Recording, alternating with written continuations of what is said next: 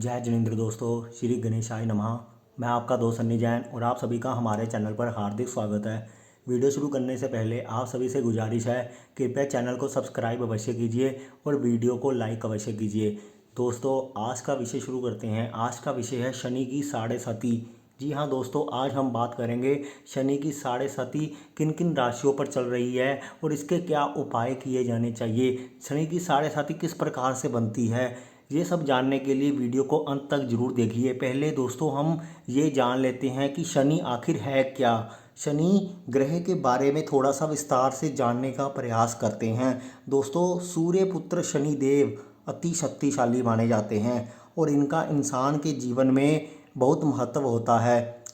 शनि देव मृत्यु लोक के ऐसे स्वामी हैं जो व्यक्ति के अच्छे बुरे कर्मों के आधार पर सजा देकर उन्हें सुधरने के लिए प्रेरित करते हैं। आमतौर पर ये धारणा है शनि देव मनुष्यों के शत्रु हैं। ये भी मान्यता है कि क्लेश, दुख, पीड़ा, व्यथा, व्यसन आदि शनि की साढ़े साती के द्वारा पैदा होते हैं। लेकिन सच्चाई ये भी है कि शनि देव उन्हीं को दंडित करते हैं जो बुरा करते हैं, अर्थात जो जैसा करेगा वो वैसा भरेगा।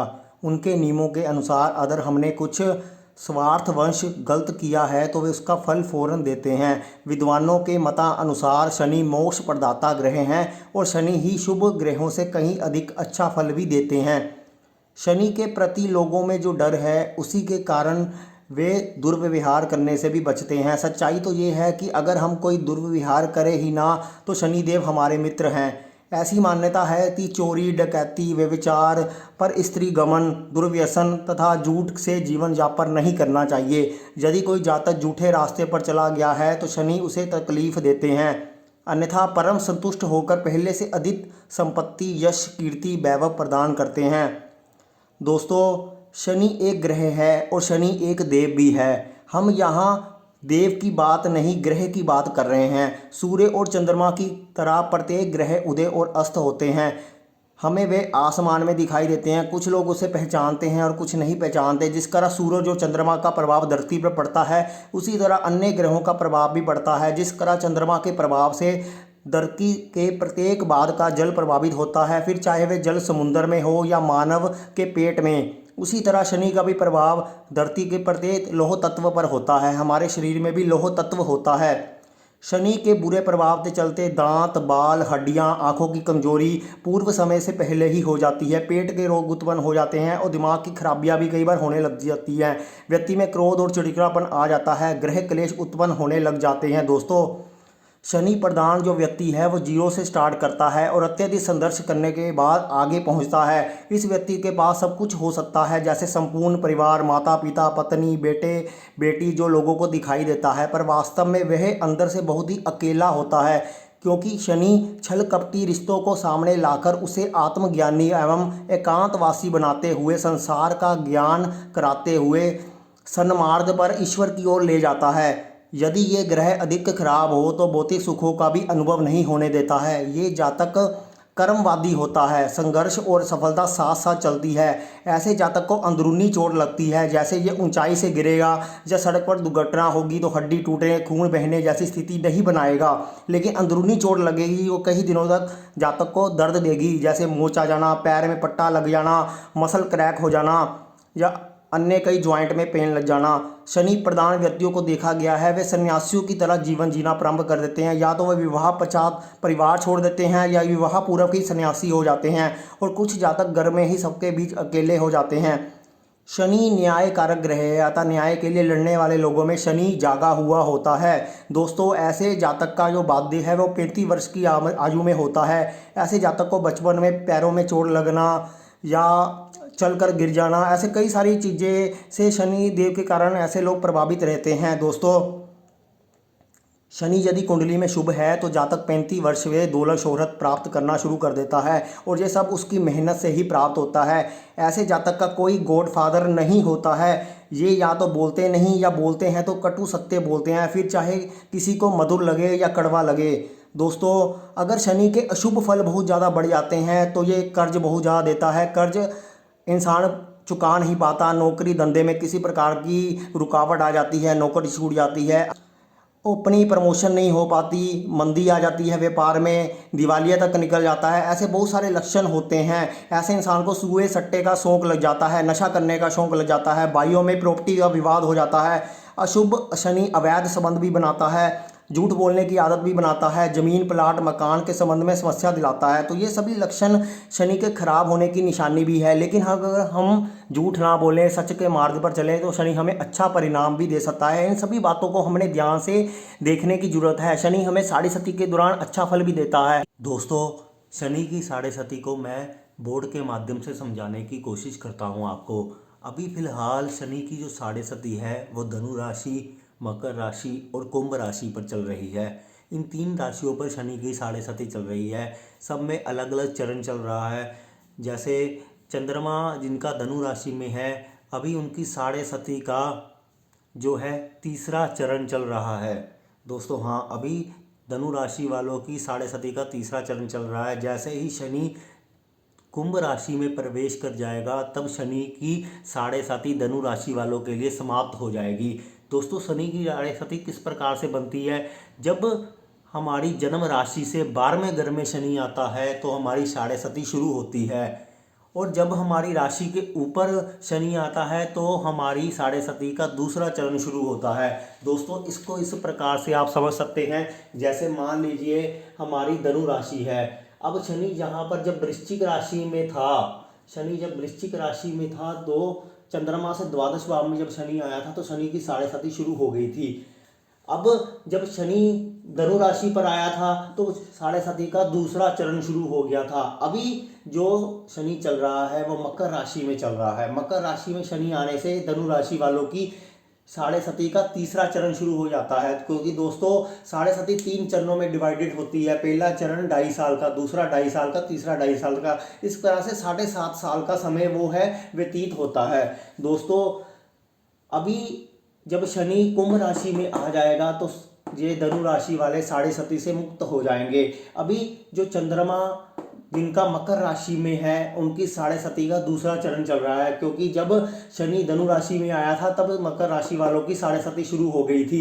अब शनि जन्मकालीन मकर राशि के ऊपर से ही गोचर कर रहा है तो मकर राशि वालों के लिए साढ़े सती का दूसरा चरण शुरू होता है।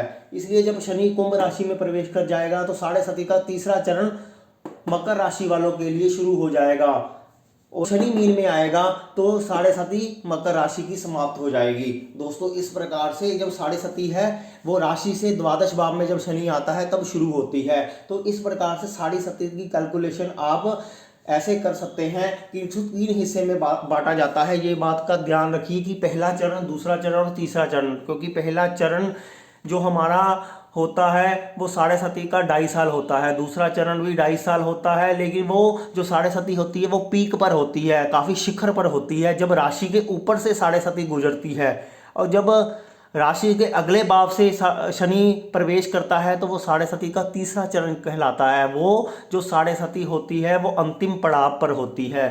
तो साढ़े सती की कैलकुलेशन इस प्रकार से की जाती है। दोस्तों, उम्मीद करता हूँ आपने ये साढ़े सती निकालने की विधि समझ ली होगी कि शनि किस प्रकार से जब हमारे चंद्रमा से गुजरता है तो साढ़े सती होती है। क्योंकि ये चंद्रमा से ही कैलकुलेट की जाती है। इसका जो प्रभाव होता है हमारे मन पर ज़्यादा पड़ता है। और चंद्रमा से शनि का संबंध ही साढ़े सती के दौरान हमारे जीवन में परेशानियां या हमारे जीवन को अच्छा बनाता है। क्योंकि सारा खेल मन का है। अगर हमारा मन अच्छा होगा तो शनि की साढ़े सती भी अच्छी जाएगी। तो इस प्रकार से हम शनि की साढ़े सती को कैलकुलेट यहाँ पर करते हैं। ये बात को आपको समझना होगा दोस्तों, जो प्रथम साढ़े सती होती है वो बचपन में आती है, जो दूसरी साढ़े सती होती है वो युवा अवस्था में आती है और तीसरी वृद्धावस्था में आती है। प्रथम साढ़े सती का प्रभाव शिक्षा एवं माता पिता तथा भाई बहनों पर पड़ता है। दूसरी साढ़े सती का प्रभाव कार्य क्षेत्र, आर्थिक स्थिति यानी परिवार पर पड़ता है। परंतु तीसरी साढ़े सती स्वास्थ्य पर अधिक प्रभाव डालती है। इस अवधि में जातक को संभालने से अधिक संघर्ष की स्थिति से गुजरना पड़ता है। पर इस अवधि में जातक के रोगग्रस्त होने की संभावनाएं बढ़ जाती है। अनेक बार असफलताओं का भी सामना करना पड़ता है। ये आवश्यक नहीं है कि ये सारी अवधि एक जैसी हो, एक समय उतार चढ़ाव वाला भी हो सकता है। दोस्तों, साढ़े सती के समय व्यक्ति को कठिनाइयों और परेशानियों का कई बार सामना करना पड़ता है। लेकिन कई बार साढ़े सती इंसान को बहुत ज़्यादा राइज भी कर देती है। लेकिन ये इसी बात पर डिपेंड है कि आपकी जन्म कुंडली में शनि की स्थिति कैसी है और आप शनि के मुताबिक कर्म कर रहे हो या नहीं। अगर आप सच का साथ देते हो, झूठ नहीं बोलते, किसी का हक नहीं मारते, मजदूरों का हक नहीं मानते सबको, अगर आपकी फैक्ट्री है तो आपके अंडर जितने कर्मचारी काम कर रहे हैं उनका सम्मान करते हो, उनको तनख्वाह सही समय पर देते हो, तो शनि की साढ़े साथी कभी भी नुकसान नहीं पहुंचाती है। इसलिए सबसे पहला उपाय तो यही है, जिनकी शनि की साढ़े साथी चल रही है वो किसी का हक ना मारे, हर इंसान पर तरस खाए, जो गरीब इंसान है उस पर तरस खाए, उन पर अत्याचार ना करे। अगर ये हमने नियम का पालन कर लिया, अपने दिल को अच्छा बना लिया, तो शनि की साढ़े साथी हमें बहुत कुछ देकर जाती है। लेकिन अगर हम कठोर हो गए, हक मारने लगे, 10-10 रुपए के लिए लड़ने लगे, रिक्शा वालों के पैसे नहीं दिए, अगर 50 मान लिए तो हम उसके साथ बार्गेनिंग करने लग जाएं या बहुत सारी चीज़ें ऐसी करने लग जाएं जो अच्छी नहीं है, तो इसमें शनि अच्छा फल नहीं देता। इसलिए हमें पहले अपना नज़रिया बदलना पड़ेगा, फिर हमारी सोच भी बदलेगी और अंधेरा हट जाएगा। ये उपाय सबसे ज़्यादा जरूरी है दोस्तों। ये उपाय करने के साथ ही शनि अच्छा होगा, वो देखेगा कि ये इंसान अच्छे कर्म पर चल रहा है, तभी शनि की साढ़े साथी इंसान को अच्छे राह पर लेके जाएगी और आपको हर सुख देगी, सुख समृद्धि दौलत सब कुछ प्रदान करेगी। दोस्तों इस प्रकार से शनि की साढ़े साथी हमें उत्तम फल प्रदान करती है। दोस्तों शनि की शांति हेतु शनिवार का व्रत जरूर करना चाहिए। शनि का व्रत कम से कम 19 व्रत करने चाहिए। ये व्रत आपके मानसिक रोगों को, मानसिक संताप को हर लेंगे, भय बाधा से मुक्ति प्रदान आपको करेंगे। और शनिवार के दिन भी आपको काले तिल और लौंग मिश्रित जल पश्चिम की ओर मुख करके पीपल वृक्ष पर जरूर चढ़ाना चाहिए। आपको शिव उपासना और हनुमान आराधना भी करनी चाहिए, हनुमान जी की आराधना भी करनी चाहिए।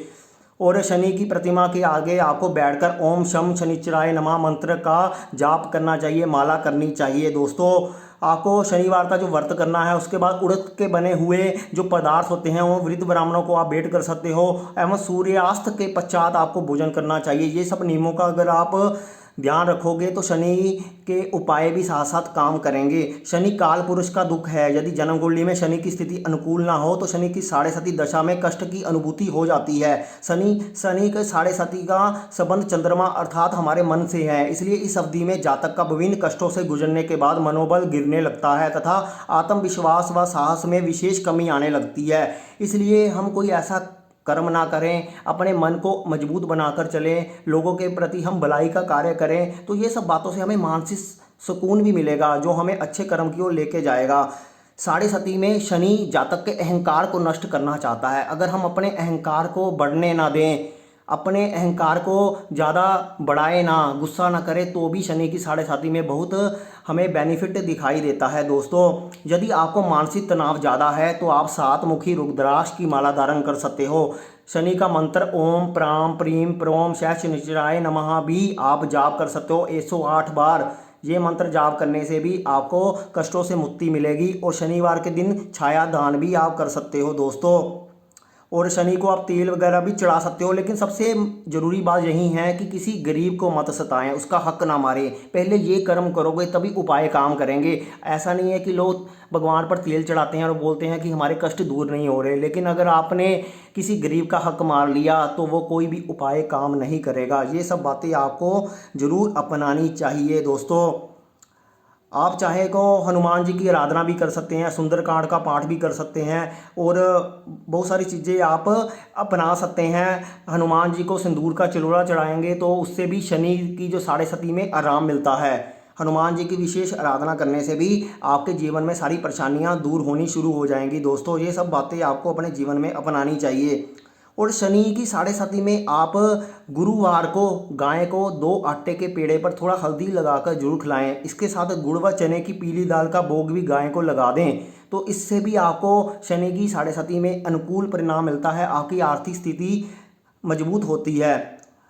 और अपने कर्मचारियों के साथ अच्छा व्यवहार रखें, काली गाय की सेवा कीजिए आप, उससे बड़ा अच्छा फर्क पड़ता है। पीपल के वृक्ष की परिक्रमा करें, हो सके तो शनि यंत्र भी धारण कर सकते हैं आप दोस्तों। ये सब बातें करके आप बहुत अच्छे रिजल्ट ले सकते हैं। और एक उपाय आपको और बताता हूँ, पानी वाले 11 नारियल आपको लेने हैं, काले सफ़ेद तिल आपको 400 ग्राम लेने हैं, 8 मुट्ठी आपको कोयला लेना है, कोयला 8 मुट्ठी आपको जौ लेने हैं, 8 मुट्ठी आपको काले चने लेने हैं, 8 आपको काली किल्ले लेनी हैं। इसको नए कपड़े में बांधकर संध्या काल के पहले शुद्ध जल वाली नदी में अपने घर से पहले एक एक बार अपने उतार लें। शनिदेव से प्रार्थना करें, पूर्व की ओर मुंह करके हुए प्रार्थना करें, फिर उसको आप जल प्रवाह भी कर सकते हैं। ये उपाय भी आप अपना सकते हैं।